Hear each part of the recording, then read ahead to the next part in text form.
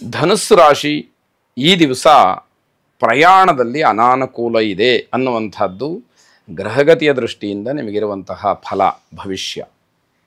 ಹಾಗಾಗಿ ವಿನಾಕಾರಣ ಯಾವುದೇ ರೀತಿಯ ಪ್ರಯಾಣವನ್ನು ಮಾಡಬೇಡಿ. ಪ್ರತಿನಿತ್ಯ ಹೋಗ್ತಕ್ಕಂತಹ ಯಾವುದೋ ಕಚೇರಿಗೆ ಹೋಗೋದು, ಇನ್ಯಾವುದೋ ಕೆಲಸಕ್ಕೆ ಹೋಗೋದು, ಅದನ್ನು ಹೇಗೆ ಬಿಡಬೇಕು ಅಂತ ಯೋಚನೆ ಬೇಡ. ನಿತ್ಯದ ಪ್ರಯಾಣ ಇರಲಿ, ಆದರೆ ವಿಶೇಷವಾಗಿ ಮಾಡ್ತಕ್ಕಂತಹ ಪ್ರಯಾಣ ಪ್ರವಾಸಗಳು ಬೇಡವೇ ಬೇಡ ಅಂತಕ್ಕಂಥದ್ದು. ಬುದ್ಧಿವಂತಿಕೆಯಿಂದ ವರ್ತಿಸಬೇಕಾದಂತಹ ದಿವಸ.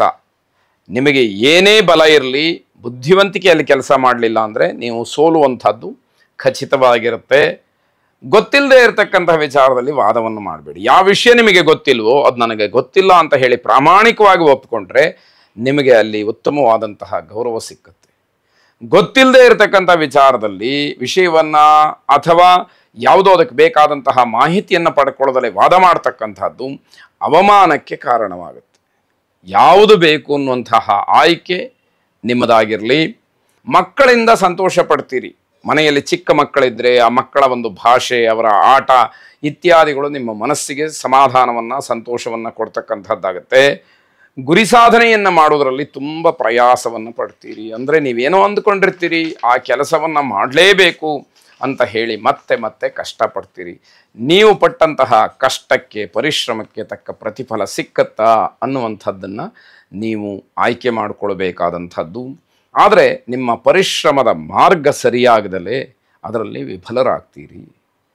ವಿಶೇಷವಾಗಿ ಆಂಜನೇಯ ಸ್ವಾಮಿಯನ್ನು ಪ್ರಾರ್ಥನೆ ಮಾಡಿ ಶುಭವಾದ. ಮಕರ ರಾಶಿ ವೃತ್ತಿಗೆ ಸಂಬಂಧಪಟ್ಟ ಹಾಗೆ ಒಳ್ಳೆಯ ವಿಷಯವನ್ನು ಕೇಳ್ತೀರಿ, ಬಹಳ ಸಂತೋಷವಾಗುತ್ತೆ. ಸ್ವಾಭಾವಿಕವಾಗಿ ಏನೋ ನನಗೆ ಸಿಗ್ತಾ ಇದೆ ಅನ್ನುವಂತಹ ಖುಷಿಯಲ್ಲಿ ನೀವು ಇರ್ತಕ್ಕಂಥದ್ದು. ನಿಮ್ಮ ಪ್ರಗತಿ ಅಥವಾ ನಿಮ್ಮ ಸಾಧನೆ, ನಿಮ್ಮ ಗಳಿಕೆ ಇದರ ಬಗ್ಗೆ ಹಿರಿಯರಿಗೆ, ಮೇಲಧಿಕಾರಿಗಳಿಗೆ, ನಿಮ್ಮ ಸಹೋದ್ಯೋಗಿಗಳಿಗೆ ಸ್ವಾಭಾವಿಕವಾಗಿ ಸಂತೋಷವಾಗುವಂಥದ್ದು. ಎಲ್ಲರ ಮನಸ್ಸನ್ನು ಗೆಲ್ತಕ್ಕಂತಹ ಕೆಲಸವನ್ನು ಈ ದಿವಸ ನೀವು ಮಾಡ್ತೀರಿ ಅಂತ ಅರ್ಥ. ಮನೆಗೆ ಹೊಸ ವಸ್ತುಗಳನ್ನು ಖರೀದಿ ಮಾಡ್ತಕ್ಕಂತಹ ಮನಸ್ಥಿತಿ ನಿಮ್ಮಲ್ಲಿ ಉಂಟಾಗುತ್ತೆ. ಅದರ ಅನಿವಾರ್ಯತೆಯೂ ಕೂಡ ನಿಮಗೆ ಇರುವಂಥದ್ದಿರಬಹುದು. ಹಿರಿಯರ ಮಾತುಗಳನ್ನು ಎಚ್ಚರಿಕೆಯಿಂದ ಕೇಳಬೇಕು.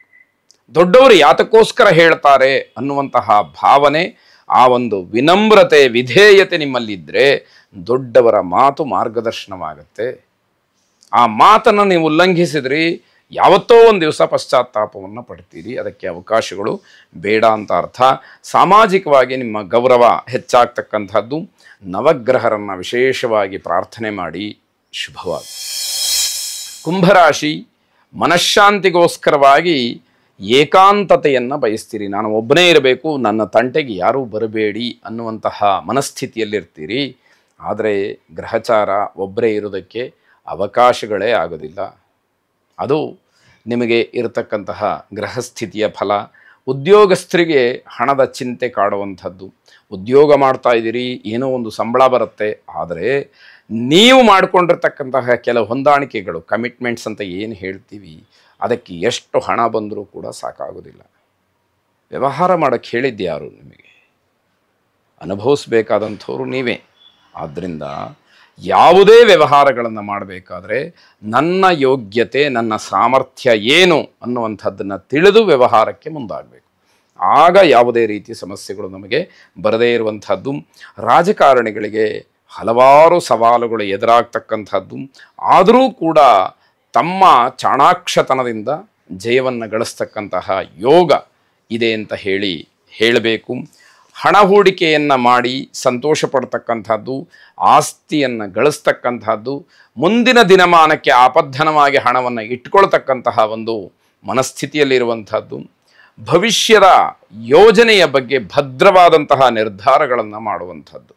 ಮುಂದಿನ ದಿನದಲ್ಲೂ ಕೂಡ ನಾನು ಚೆನ್ನಾಗಿರಬೇಕು ಅನ್ನುವಂತಹ ಯೋಚನೆ, ದೂರದೃಷ್ಟಿ. ಮನೆಯಲ್ಲಿ ಅಥವಾ ನಿಮ್ಮ ಕಾರ್ಯಕ್ಷೇತ್ರದಲ್ಲಿ, ಸಮಾಜದಲ್ಲಿ ಶಿಸ್ತನ್ನು ಕಾಪಾಡಬೇಕು.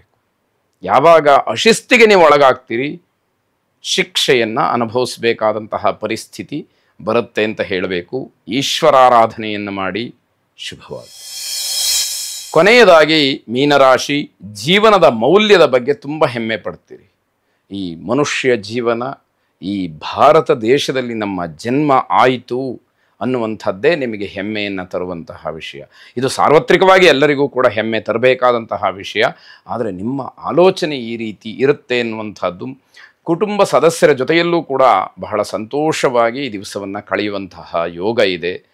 ಎಲ್ಲೇ ಯಾವುದೇ ಕಾರಣಕ್ಕೂ ಕೂಡ ಮನಸ್ತಾಪವಾಗಲಿ ಜಗಳವಾಗಲಿ ಏನೂ ಕೂಡ ಬೇಡ ಅನ್ನುವಂಥದ್ದು ಅನುಭವದ ಮಾತು ನಿಮಗೆ ಸ್ಫೂರ್ತಿಯಾಗುತ್ತೆ. ಇದೆಲ್ಲವನ್ನು ಗಮನಿಸ್ತಾ ಹೋದಾಗ ಕೆಲಸದ ಒತ್ತಡ ನಿಮಗೆ ಇರುತ್ತೆ, ಆದರೂ ಕೂಡ ಸಂತೋಷದಿಂದ ಅದನ್ನು ಕಡಿಮೆ ಮಾಡಿಕೊಳ್ತಕ್ಕಂತಹ ಯೋಗವೂ ಕೂಡ ಇದೆ.